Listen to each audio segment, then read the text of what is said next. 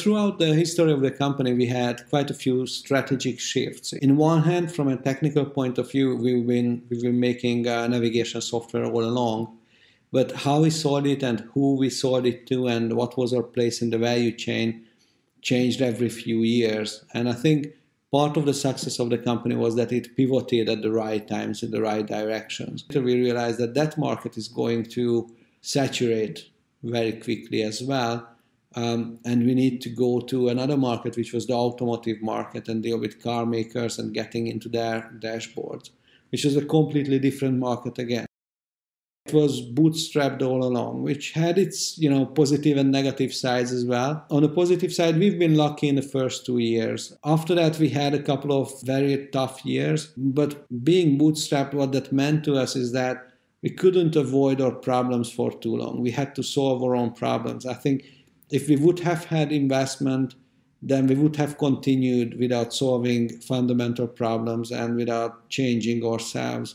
It would have been so much easier. But not having external money and having to work for that revenue that feeds us at the end of the day actually forced us not to make stupid decisions.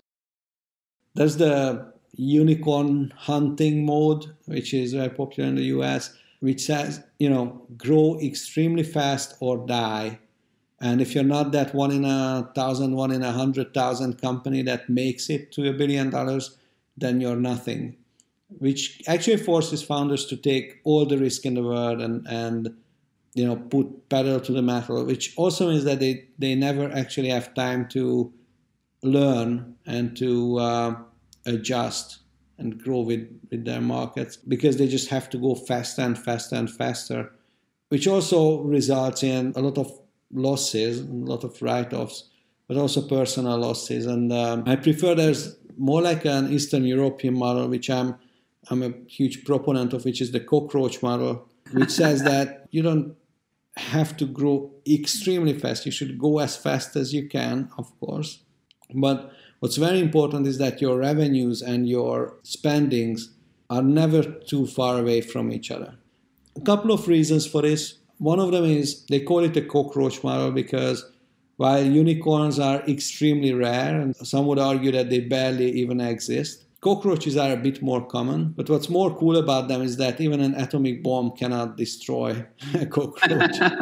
So it refers to a class of companies, startups, which are based on strong fundamentals, which have revenue.